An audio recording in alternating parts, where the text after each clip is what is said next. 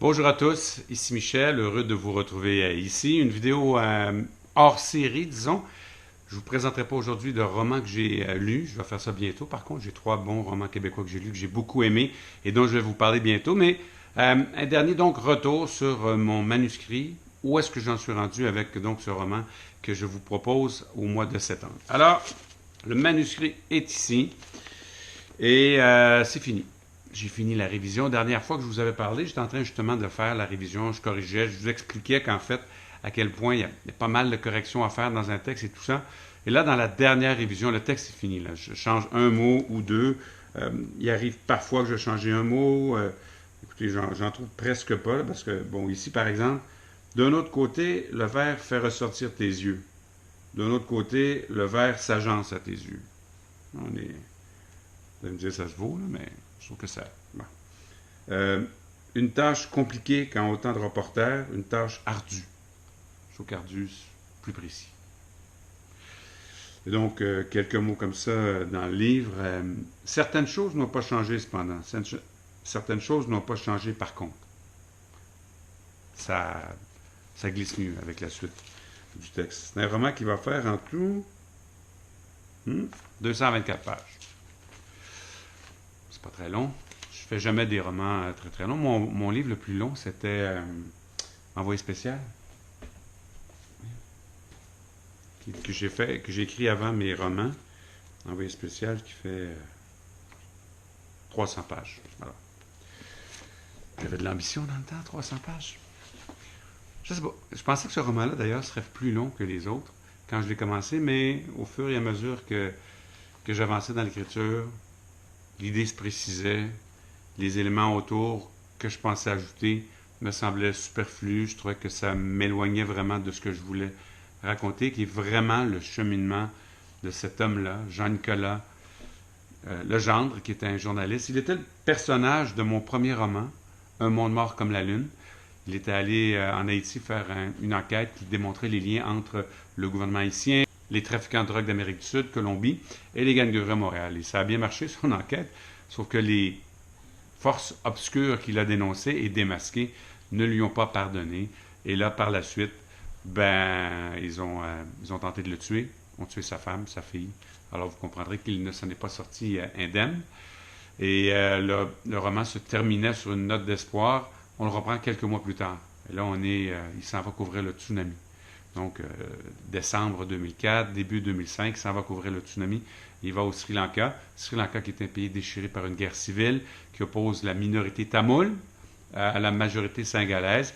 Et après, donc, l'accession à l'indépendance, il y a eu des tensions.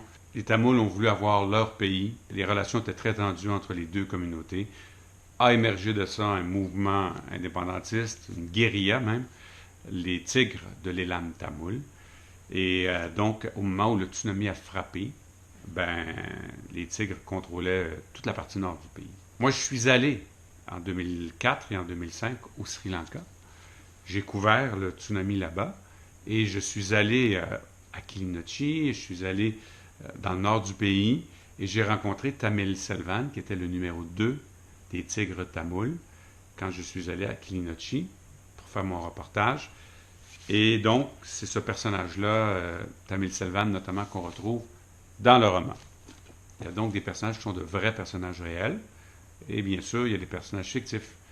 Jean-Nicolas Legendre, le journaliste, il est Abénaki. Ça lui donne donc un regard différent pour analyser un conflit entre une minorité et une majorité. Alors là, je peux vous dire que ça, c'est le travail maintenant qui est complété. Ça a pris presque 2 ans. Quand même, hein? Bon, j'ai mis un peu le projet sur la glace quand je me suis occupé de mon recueil de nouvelles Chéri Amoun que j'ai fait avec mes camarades auteurs autochtones. Mais ça germait dans ma tête. Puis le livre a beaucoup évolué entre le moment où je commençais et le moment où je l'ai terminé. À un moment donné, j'ai arrêté. Je m'y retrouvais plus, on dirait. Je ne sais pas pourquoi. Je chantais plus l'histoire tout d'un coup. Tu sais, tu pars, ça s'en va. T'aimes ça, t'es content de retrouver le personnage. Tout d'un coup, pouf, il me semble que ça marche pas. Il y a eu beaucoup d'introspection, de travail, de discussion avec mon éditrice. Et finalement, j'ai retrouvé le chemin. Et là, c'est reparti. C'est quand même assez émouvant quand on envoie le livre. Là, ce qui va se passer maintenant, Le livre va partir lundi. Il reste en fait la 4e de couverture. Qu'est-ce qu'il y a derrière, le résumé? Ça, je préfère que ce soit les autres qui s'en occupent. C'est mon éditrice en général qui se charge de ça. Bon, moi, je lui donne des idées, mais j'aime mieux que ce soit quelqu'un d'autre parce que je trouve que ça donne plus de recul quand quelqu'un lit ton livre et le présente que toi. Moi, j'ai toujours la difficulté à présenter mes livres. Pourtant, mon travail dans la vie, c'est être journaliste aussi. Je fais juste ça dans la vie, raconter des histoires, expliquer des choses compliquées. Mais bon, que voulez-vous? Ça fait que quand c'est mes romans, peut-être que je suis trop proche de ça, je ne sais pas. Mais bref, il reste la 4e de couverture. Là maintenant, il y a la couverture. C'est une surprise pour vous.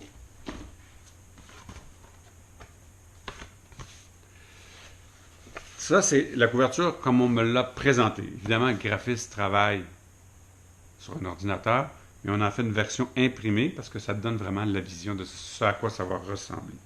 Moi, mes couvertures, ma chère Clémence, qui s'en occupait, est en congé de maternité. Bonjour Clémence.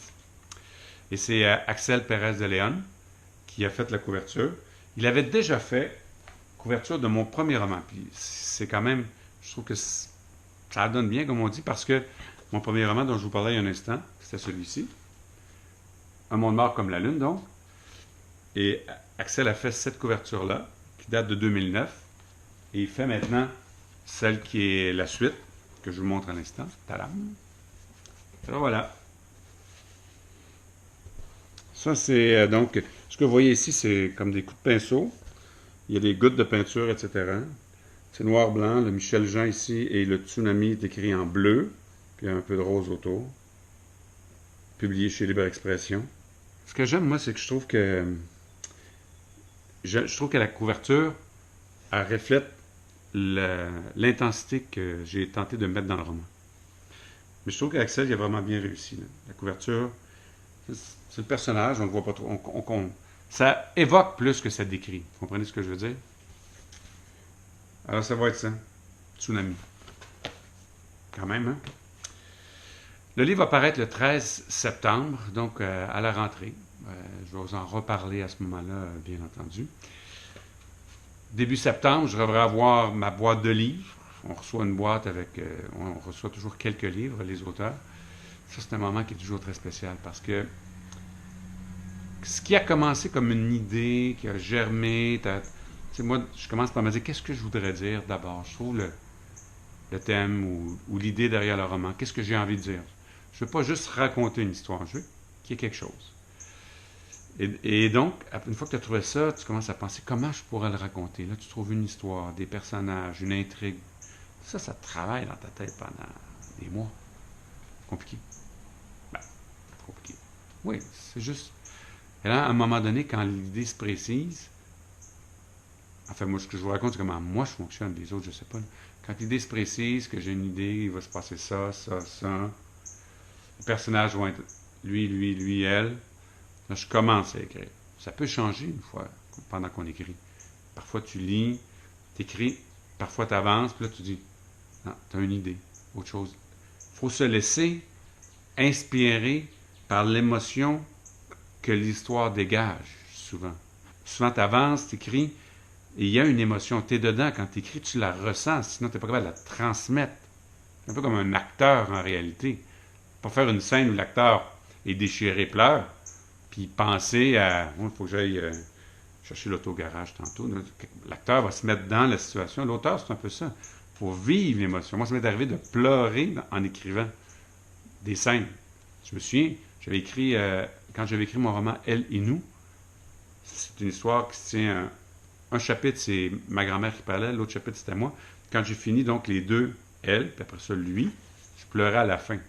J'avais écrit ça, je me souviens, chez Bedondon et Bedonron, qui est une petite microbrasserie à Chambly. Puis j'étais devant mon ordinateur en train de pleurer. Là, je me suis dit, les clients vont penser que je suis un méchant loser. Quelqu'un y a écrit, il pleure. Alors, ce que je veux dire, c'est que faut vraiment se mettre dans l'émotion. Et souvent, ça va t'inspirer. Oui, il pourrait arriver telle chose. Et là, l'histoire peut aller ailleurs. Il ne faut pas être rigide. Enfin, moi, j'aime pas être rigide. Mais il faut que je sache un peu. Sinon, écrire dans le vide, c'est comme marcher. Ça te prend un plancher solide pour avancer. Sinon, tu n'oses pas marcher avec assurance. Alors, il faut pouvoir écrire avec l'assurance qu'on suit un fil. En fait, ça c'est bon. Alors voilà. D'ici peu, je vais vous présenter une autre vidéo où là, j'ai lu 3 romans québécois. Ce sera une vidéo plus classique comme je fais habituellement sur mon BookTube, mais je voulais partager ça avec vous quand même, pour que vous voyez un peu comment ça se passe. Et puis, si vous avez des questions, n'hésitez pas, je ne sais pas, sur le roman dont je vous parle, sur la façon dont on écrit, sur les questionnements, tout ça. Allez dans les commentaires, posez votre question. Moi, ça me fait super plaisir. À chaque fois, je réponds à tout le monde avec grand plaisir. Si vous aimez ça aussi, n'hésitez pas à liker la vidéo. Et si vous pensez que la chaîne peut vous intéresser, ben, n'hésitez pas non plus à vous y abonner. Ça fait plaisir de vous savoir là. Ça fait plaisir donc de vous parler à travers donc cette chaîne YouTube. Alors, on se laisse là-dessus. On se voit bientôt donc avec une vidéo plus classique. À bientôt!